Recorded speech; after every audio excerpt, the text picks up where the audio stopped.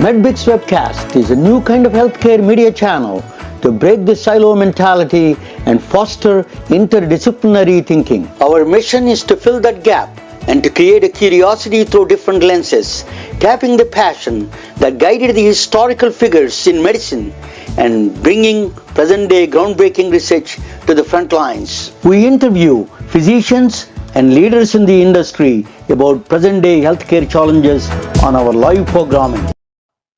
Hey, welcome to the MedBix Webcast. This is Raman Annamaraju. I'm the host of the MedBix.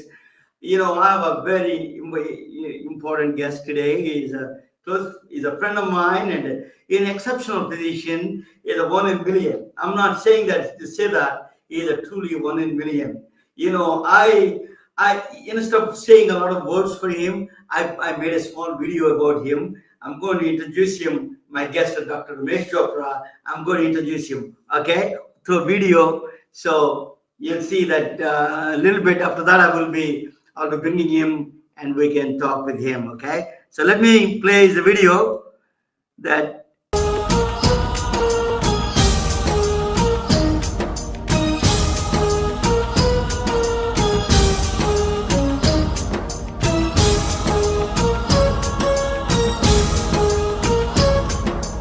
I'm Romesh Japra. Welcome to Festival of Globe Fog.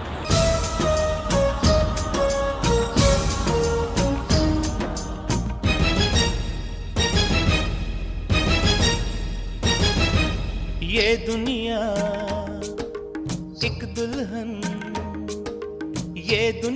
एक दुल्हन दुल्हन के माथे की बिंदिया ये मेरा India I love my India. That is not in India, it is in Silicon Valley. He brought India to Silicon Valley when Silicon Valley is no Silicon Valley. Silicon Valley was in essence just a collection of sleepy towns and rural communities far removed from the technological powerhouse it would eventually evolve into. Dr. Romesh Japra, hailing from a humble village in India, embarked on a transformative journey that led him to Fremont, California after completing his cardiology training in the US.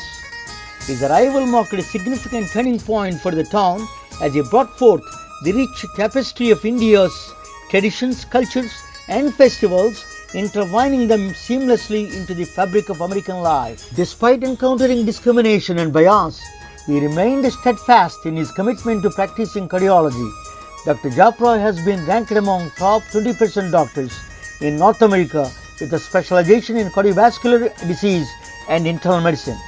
He provided care to a diverse diaspora, including individuals from India, China, Russia and Afghanistan and many other countries. Understanding the cultural and religious sensitivities of immigrants, he delivered health care with a profound respect, dignity and unwavering compassion. I'm Romesh Japra. I'm a cardiologist. Of course, I have long hours.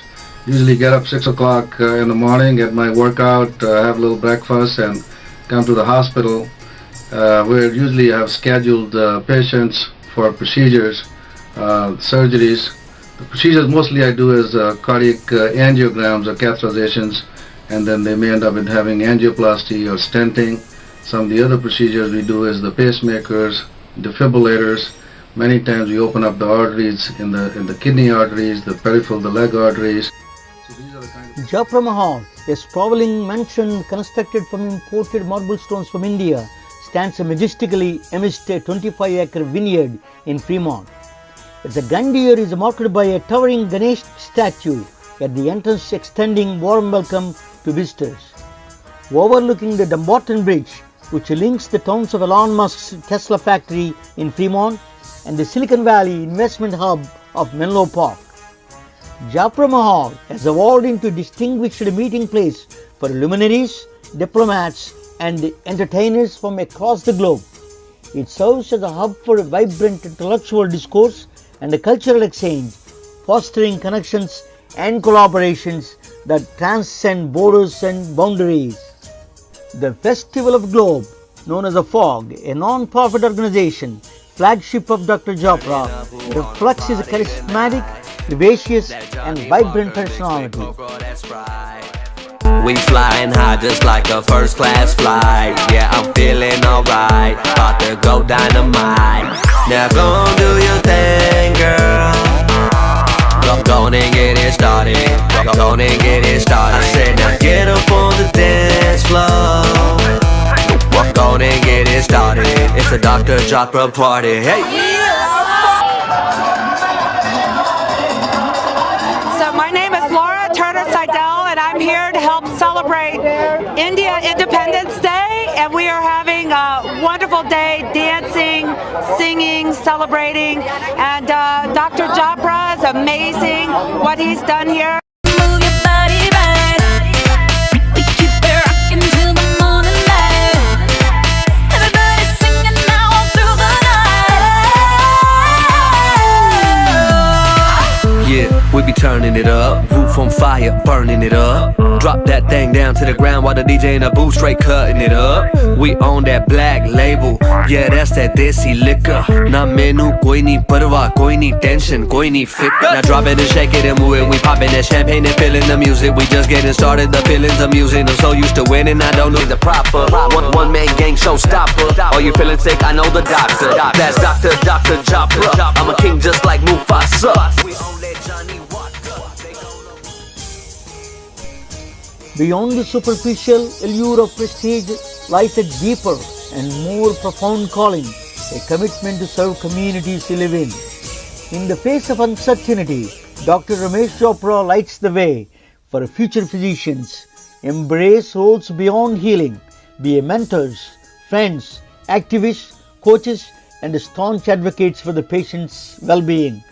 Dr. Japra embodies the very essence of noble profession, epitomizing the qualities of compassion and leadership that define the doctor.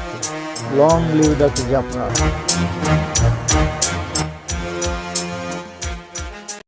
How do you like the video? You know, you deserve every bit of Oh that. my goodness, that's an amazing. I don't think I deserve all that, but you did a No, no, no, fantastic job. A lot no. of things I don't even recall or remember now what you did. You know that I moved because of you to Silicon Valley. In fact, you are my I know you for a long time. You're one. I met a lot of physicians around me in my life. Hundreds of not thousands, but if not hundreds, thousands. But you're one of the exceptional physician. You have that the ability. I remember particularly, but before I do anything, I wanted to ask you a funny question. How did you meet the MC Hammer, the rap artist? Well, he was my neighbor here. Actually, he had a 25-acre house also right next to mine. Before, of course, when he was not doing too well, then he had to sell his house and move out to Tracy. But he used to be my neighbor, and we had a common friend, the mayor of city of Fremont, Bill Ball. So we had a common friend. We used to get together quite often, either at his place or my place, or meet outside with our mayor, Bill Ball. So that's how we had made friendship. And we were all working together for public service. Mayor was very, very kind, taking care of Fremont. Fremont was just developing those days. There were only 70,000 people those days, and now we have almost 250,000 people. So it's grown almost 4 times. Oh, you are part of that, Dr. Japra. You are instrumental. You went to the All India Institute of Medical Sciences, right? You did the cardiology training in India, All India Institute of Medical Sciences, and then did the fellowship here, right? Correct. Yeah. So then you Yeah. eventually So from All India Institute, I came over to Mount Sinai Hospital in New York, did my internal medical residency, then went to Cleveland Clinic, did my cardiology at Cleveland Clinic, the fellowship, and then came over to California. Yeah, that itself is more than enough credentials for all of us. One thing I noticed is that when I know you for a long time, and my family knows you, and my family. One thing we noticed is that you whenever you're treating people that you have you went out of the way to understand the community. I remember one incident particularly, Dr. Japra. I went with you. This woman, she was one of the family members' daughter, got killed by a drunk driver. You don't even that they're not even your patients. We went there, spent 2.5 hours. I don't know whether you remember or not.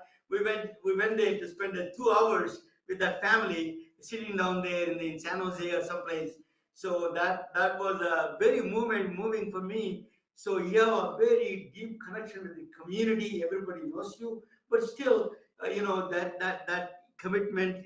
That is the one thing that I understand from you. How that doctor to be. That you're not just a patients, but everybody in the community are the your citizens. Well, those kind of karmas, I call them good karmas. So you have to become a karma yogi. It's funny that you mentioned that, 2 days ago, one of our community members, and he used to work just as a waiter in one of these restaurants, 35 years old, suddenly died of heart attack, and he had to go to the hospital in the emergency room. And now there has nobody, no family here. The guy had just come here, as a worker, and he was there only for a couple of years, working in the restaurant. Poor guy died, and now his family wants the body back. And the cardiologist who saw him in the emergency room in San Jose did not want to sign the death certificate, and nobody wanted a death certificate. And without the death certificate, we cannot fly back the body, even though we have consul general, everybody ready to help out and fly the body back to India. Finally, just happened about half an hour ago. I persuaded that cardiologist to Dr. Alvi in San Jose to sign the death certificate. Now the body can go back to India. The poor 35 years old guy, and the whole Bengali community is very, very grateful that it can happen, because otherwise there's nobody even here to take care of the body, the dead body. So, like you mentioned, these are the kind of things which, as community activists, as karma yogis, some of us have been doing it. You've been doing a lot of good work and created a lot of goodwill amongst most of the people, not only in Silicon Valley but also in Atlanta, Florida, and many other areas. I remember you've been going that and helping out. So this is something which you feel good about yourself. It brings you internal happiness, and as in our culture, that the philosophy of doing good karmas, you always gonna get rewarded, whether it's this life or next life, it doesn't matter. But the good karmas not only make you feel good, but you always gonna get rewarded one way or the other, which we should not worry about. Our culture, our Gita tells us that you just keep doing good karmas and don't worry about the rewards. Dr. Japra, there is a lot of physicians I talk with. There is the kind of a healthcare is changing. A lot of physicians are worried about the Silicon Valley is going to take over. So the doctor's role has to be from just prescribing medications and checking the diagnosis and treatment.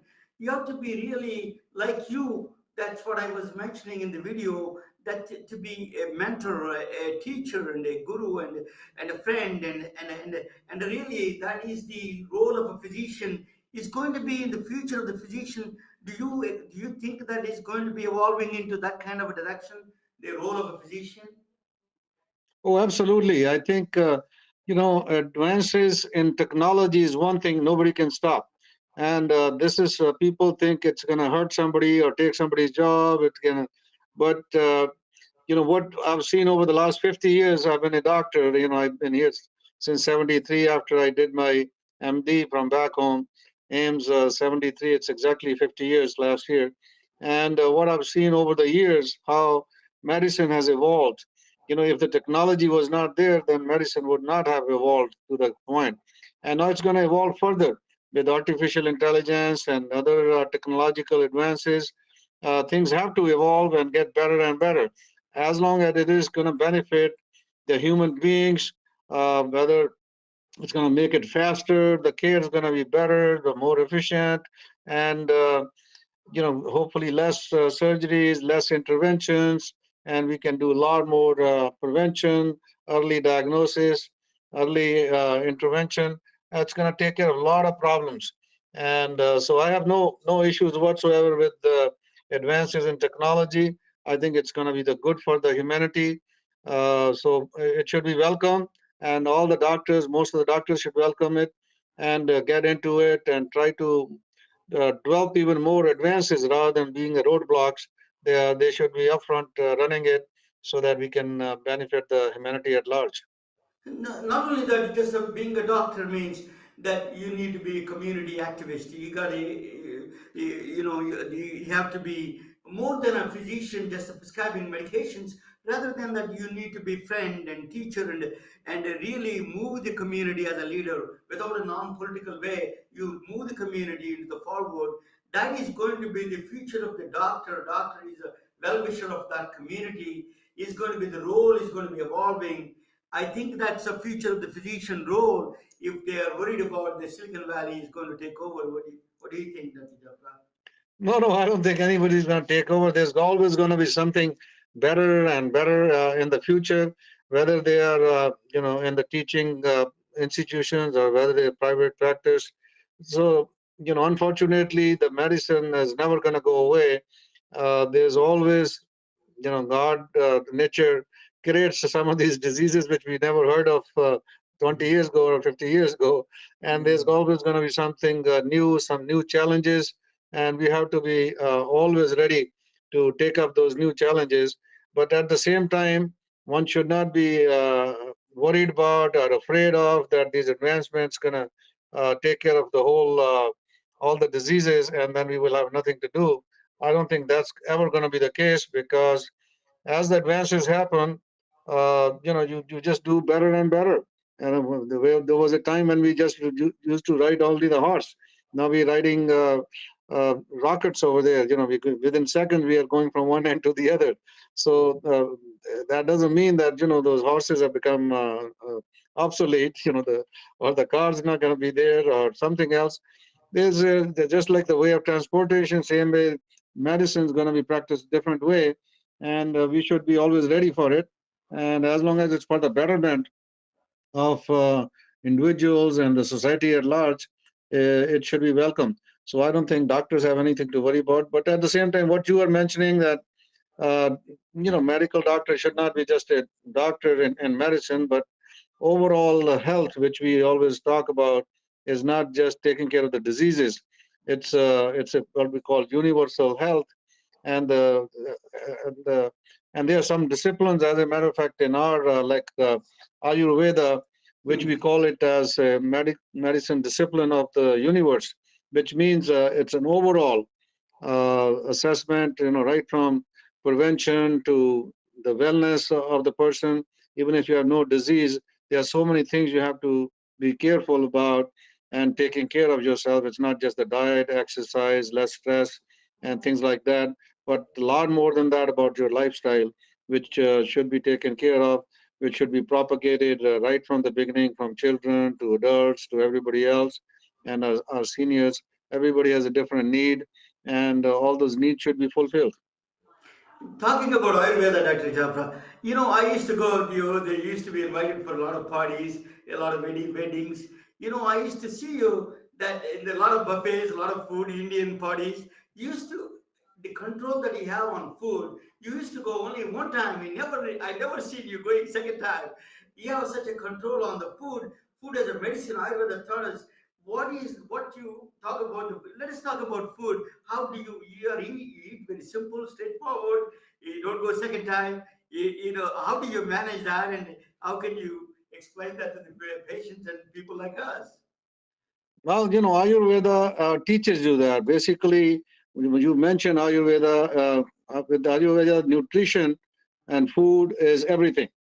Okay, and as a matter of fact, they're calling all even their herbs and everything else is part of the food itself. So these are called nutrients and food. So they are not really medicines.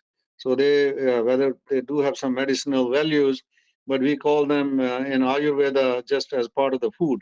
So the food teaches you discipline, and once you know that your body is going to be affected, but by not what you eat, but how often you eat, what what times you eat, and simple things when you eating, you should not be just watching TV and talking all the time and ignoring everything. Just standing up and running around and eating. You should be not be having a good breakfast and not have too much for the dinner. And very simple phenomena. As a matter of fact, last week I was one of the chief guests and a keynote speaker at one of those California Ayurveda Association of Medicine in California, where there's one physician had come from Mauritius, who has Dr. E. Sharma, who has introduced this food nutrients in the primary school right from age 6. So he was saying that the habits you develop at the age of 6, the food habits, they're probably going to stay with you for the rest of your life because you develop those tastes and you're going to probably be eating those kind of things. So the same phenomena which you were mentioning, they have introduced to the primary school, and they started as a course and as teachings. They have started teaching them in the schools, in the primary school and high school, and it's amazing. And once the government is part of it, the whole nutrition program is part of it, and they think 20 to 30 years down the line in Mauritius right now, every disease, even the chronic diseases like heart disease, diabetes, hypertension, is in rampant almost 3 times for the rest of the world. Even whether they're developing countries or developed countries, it's almost 3 times. And they think after introducing this food habits and food values, it's going to go down, way down. But you will not know the results right now, probably 20 to 30 years down the line, because these kids who are doing it now, I think they'll see the results in 30 years. You see that now India is under infested with this diabetes is a chronic disease or taking over India, diabetes and the cardiovascular diseases. What do you think India moved from something technologically went ahead, but in the food and these habits are really killing and creating a chronic diseases. What is your thoughts on that? Yeah. Well, that's actually everything is about your lifestyle. So, food is just one part of the lifestyle. So, your food habits, exercise habits, your relaxations, and your mental health, and we call it, even emotional health, and you can go into even spiritual health if you want to go deeper into it. We can talk about that also. So the physical health is just one part of it. There are 3 other areas where mental, emotional, and spiritual health is also important. So to have to get your lifestyle. Unfortunately, the Western lifestyle is taking over the whole world right now. So some of those countries like India, China, Japan, of course, 40 years ago, they used to call them developing, and now the economic prosperity, comes with this Western lifestyle, where the food habits, too much red meat, too many fried foods, too much available. You get overstuffed, and you end up eating too much.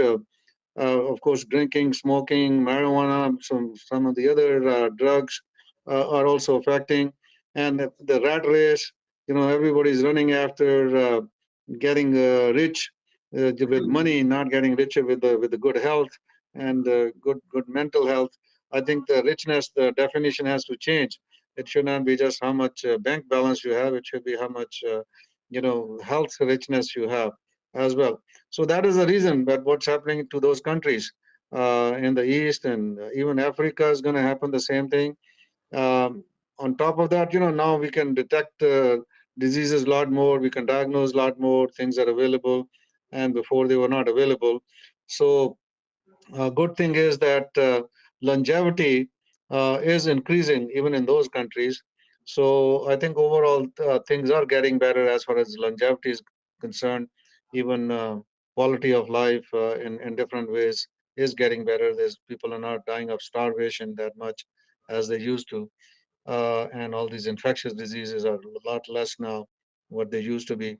But now some of the accidents and some of these other diseases like COVID and others going to come and start killing more, and some of the cancers of the world, which come from all these chemicals, which we sometime inadvertently or unintentionally end up eating or consuming or getting exposed to. So a lot more cancers are coming up.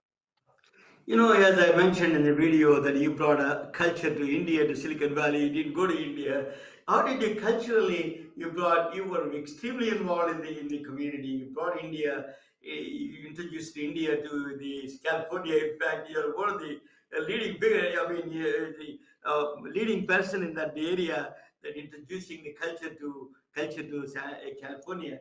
Tell us a little bit of what is that journey that the cultural thinking into the movies, the Indian cinema, Indian entertainers, the musicians. You brought an area of people from all these years. You never stopped it. Tell us a little bit about that. What inspired you to do that?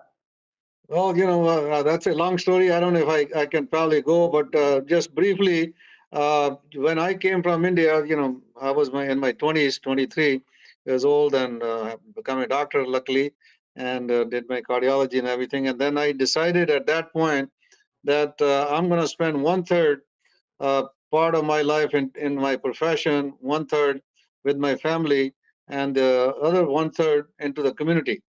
So, in parallel, if you do these things right when you are in your 20s and 30s, I think that's the way to go. But unfortunately, a lot of people try to make a lot of good money. They say, oh, let me make money first and then I can go help the community. I can do this. But by that time, it's too late. Your energy is gone. Your whole stamina is gone. But if you start doing these things in parallel, you start enjoying it. The balance of life is very important. You cannot spend the whole time just with your family or just as an individual building your career or just doing something totally non-profit or spiritual. So luckily, I got involved with the temple, 1983. So last we just celebrated 40 years of our temple, where I got my faith in the spiritual uplifting. So the spiritual empowerment and religious empowerment happened. So in 90s, we got an opportunity to have this India Day parade, and then India Festival of India. Later on, we called it Festival of Globe, and then Fog Movie Fest. So then culturally, we wanted to empower our communities. Uh, so we did that almost now 31 years. We've been doing what you mentioned, India Day Parade and the Festival of Globe, where more than 100,000 people show up. And in the globe, it's not just Indian Americans or Hindu Americans. We get people from all over the world, all the other ethnicities, all the other countries. They get involved, and they all come and join us. So, and it's enriching yourself while you enjoying your own culture. You're thriving with your own culture. You're also imbibing it into the next generation, the younger people. Plus, you are also sharing it with the mainstream Americans and rest of the other ethnicities, and you try to know their cultures as well. So culturally, empowerment is huge, and it can really enrich a person a lot. And lately, we have noticed that the political empowerment has become as important. If politically you're not empowered, your community is not empowered, and then they can be, put them under the bus. And look what is happening with the Jewish community now. Even though they have done so well, people are just putting them down. They're difficult for them to survive. So it can happen to any minorities or there are any ethnic group communities. As Hindus, people were calling us casteist. There's a lot of vandalism, a lot of violence, Hindu hate, and a lot of bullying out there. And so we have made a political empowerment organization, Americans for Hindus. So where we are proactively working in Washington, D.C., putting together the caucus, Hindu, Buddhist, Jain, Sikh caucus, and trying to empower our communities. So overall, there are a lot of things besides, just religion and spiritualism and cultural and of course, social entrepreneurship is as important, economic entrepreneurship as we do in Silicon Valley. And of course, in your own profession, whether you're an IT person or scientist or researcher or medical doctor, you need to excel in those fields. And politically also, we have to really feel good about your community and empower yourself so that you don't become part of the menu. You have to be sitting on the table making policies. You should become a policy maker rather than be part of the menu. Otherwise, somebody will eat you up and whatever's left, probably throw it in the garbage, and it's sometimes difficult to get out of the garbage bag. I grew up as Hindu, but I did not follow that much of a religion. I was basically following it. But I admired Hindu philosophies, Hindu philosophy. More I learned about physics, more quantum physics I learned, more about the higher dimensions, Maya, the holographic principles of the physics. Really, I started admiring the Hindu philosophy, how much the depth they have, Hindu religion and the philosophy in the and how much they can teach the physics part of it. Actually, they can teach us in the physicists and scientists. It teach us a little bit and give us something interesting. And all the religious advanced sciences and everything is pointing to that direction of Hindu philosophies. That is a very stunning to me. So just comment on your love for Hinduism and Hindu philosophy. No, and everything else, change the language. Elon Musk is putting even these small uh, transformers in your brain, and then make you think and make you move. So there's a lot more advancement, and we should not be shocked at any of these things. These things are possible. That's when you said that what people going to do. That thinkers like you, who think ahead of the time and who are visionaries, who think don't leave anything to imagination. Anything is possible. Nothing is impossible. So those with that kind of attitude and that kind of ideology, we can keep moving ahead. So it encourages us. It makes us visionaries and believers.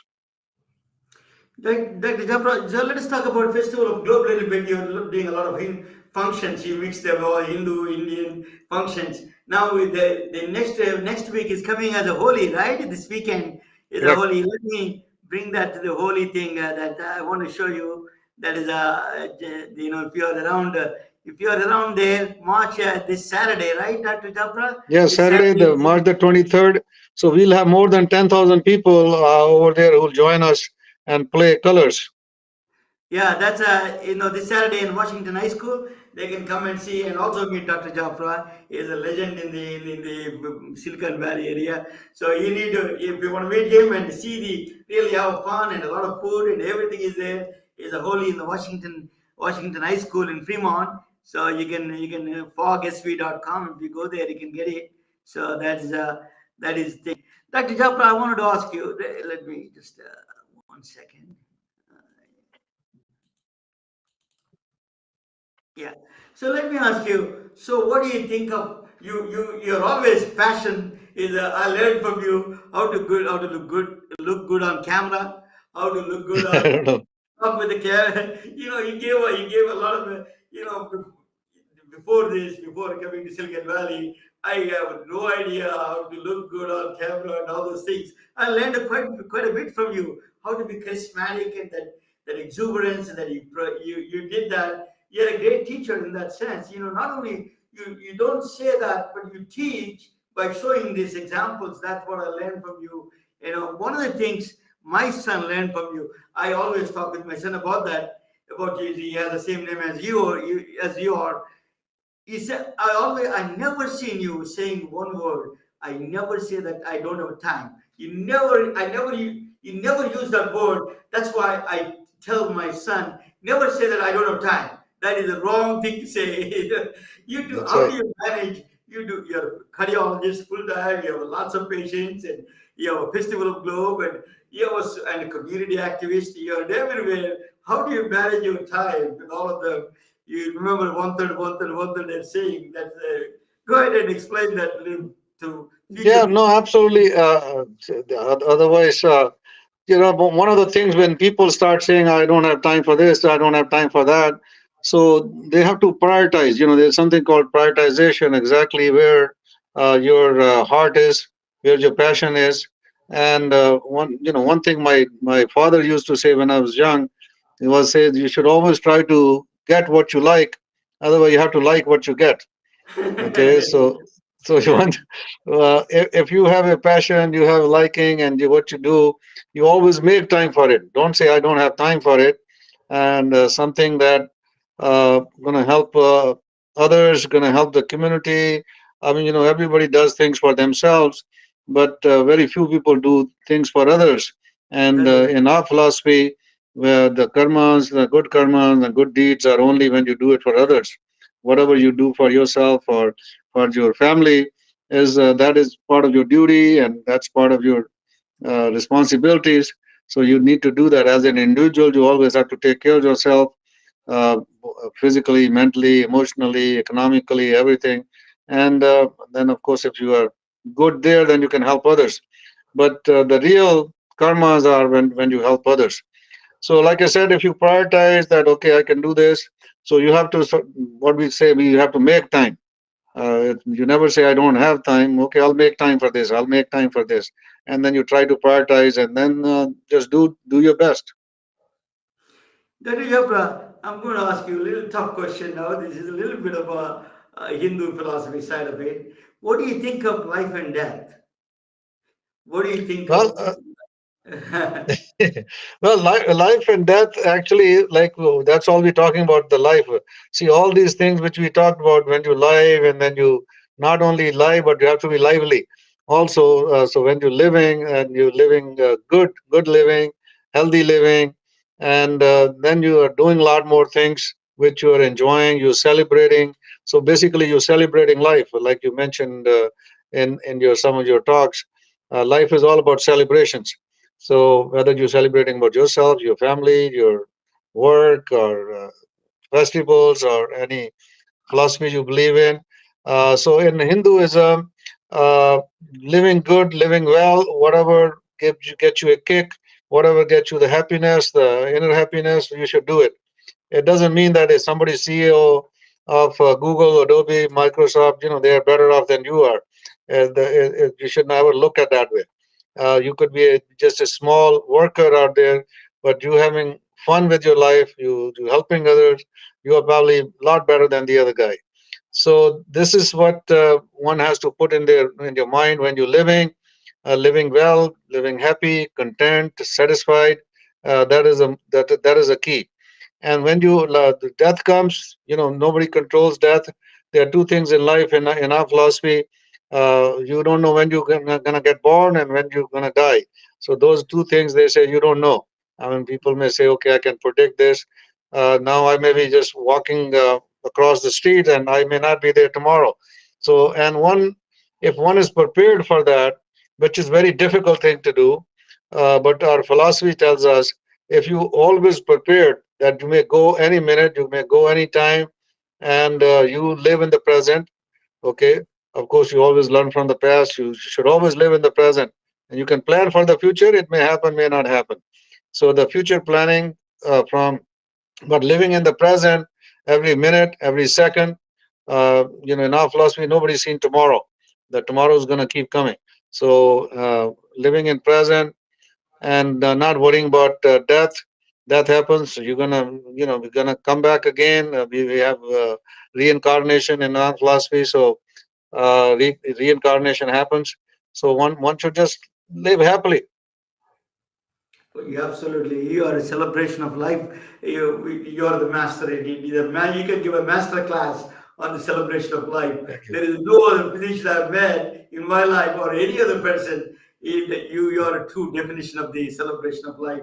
And everybody has to learn that. All the physicians, they're under a lot of stress. There's a lot of burnout. They need to learn. That's why I wanted to introduce you that video, because they need to really what the celebration of life is.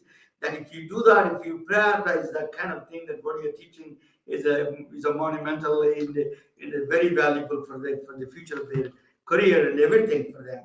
The last thing I wanted to ask you about your what do you think of a message that young physicians, they're going through a lot of things now. What kind of advice you give to the young physicians? They're coming out and then they're under a lot of pressure. The first time they're working under the corporations, they never used to work for corporation. That is a lot of creating a stress on them. So tell us a little bit about how they should deal with. They should go independent as a doctors. There is a movement coming up. Some of the doctors want to be independent. So what do you think? What is your perspective on this, Dr. Japra? Yeah. Well, unfortunately, to become an independent doctor is going to be very, very tough in the future. So, what I've learned from around what has been happening, how medicine has evolved. Uh, I'll just give you a simple example. There used to be mom and pop stores, around there, but after Walmart's, the Costco's, and all these big uh, uh, has come, all these shops are being closed. So unfortunately, same thing is going to happening with medicine. Right here, even in the Bay Area, after Stanford Medicine, the Kaisers of the world, and Sutter Medical Group, they come and they've swallowed most of the independent physicians, and most of the people are working for them, and even the youngsters, the young physicians. Um, so what in the past used to be, they were very passionate about taking care of the patients, and healing, and those kind of passions were there in physicians. But these days they're taking it, like you said, as a profession, and they want to work 9 to 5, or if they have to work some weekends, or fine, or they just work hospitalist and work 40 hours a day.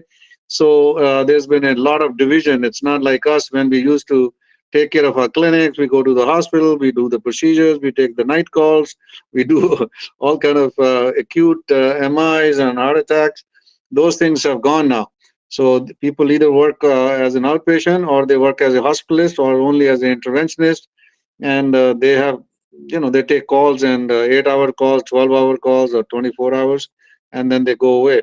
So that is going to be the future, and most of the youngsters also getting used to it. They want to work 40 hours a week and have their own lifestyle, which may not be a bad idea. And hopefully, with the AI and precision medicine coming in the future, their work load may get lesser and lesser, and a lot of these things may be done by bots out there, including surgeries, and we may be just supervising and doing it, sitting on the computer and doing it, and thinking more for the future progress in medicine and the development in medicine.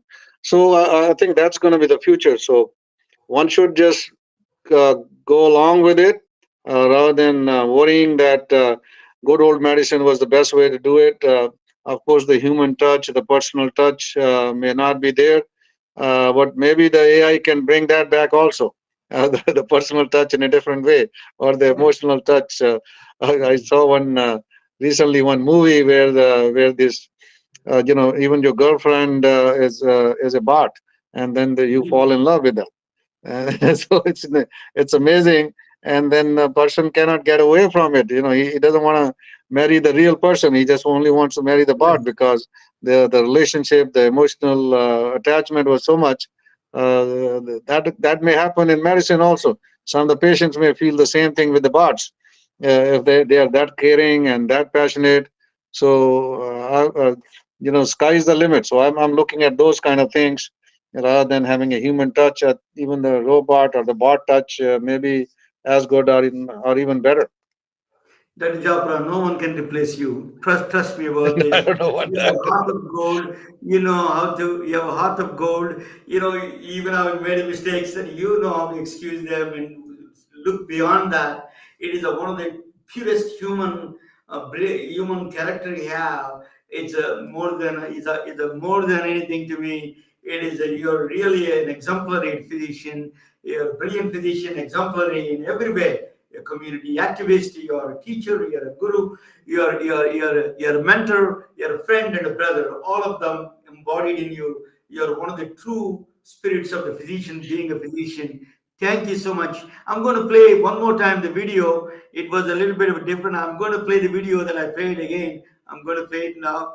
Thank you so much, Dr. Japra. This is my video. Thank you. I'm gonna take off, and go ahead, and you can play it. I'm good. Yeah, let you. I have I'm another going to play meeting. this. I have another meeting at 7 o'clock, so I'm gonna get ready for that. I'm going to. Thank you Oh, so much. Yeah.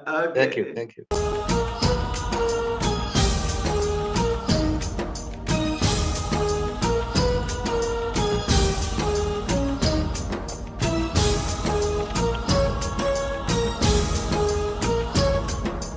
I'm Romesh Japra. Welcome to Festival of Globe Fog.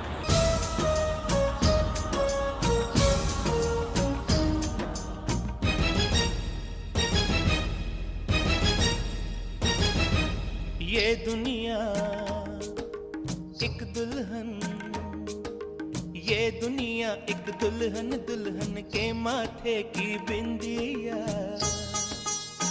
ये मेरा India ये मेरा India I love my India. That is not in India, it is in Silicon Valley. He brought India to Silicon Valley when Silicon Valley is no Silicon Valley. Silicon Valley was in essence just a collection of sleepy towns and rural communities far removed from the technological powerhouse it would eventually evolve into.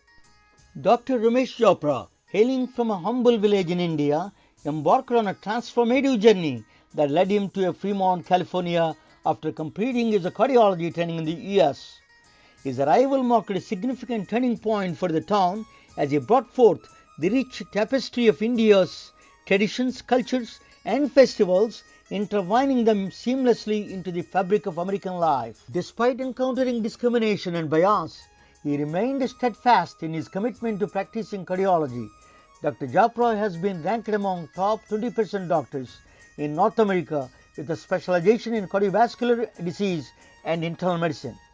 He provided care to a diverse diaspora, including individuals from India, China, Russia, and Afghanistan, and many other countries. Understanding the cultural and religious sensitivities of immigrants, he delivered health care with a profound respect, dignity, and unwavering compassion. I'm Romesh Japra. I'm a cardiologist. Of course, I have long hours. Usually get up 6 o'clock in the morning, get my workout, have a little breakfast, and come to the hospital where usually I have scheduled patients for procedures, surgeries. The procedures mostly I do is cardiac angiograms or catheterizations, and then they may end up with having angioplasty or stenting. Some of the other procedures we do is the pacemakers, defibrillators. Many times we open up the arteries in the kidney arteries, the peripheral, the leg arteries.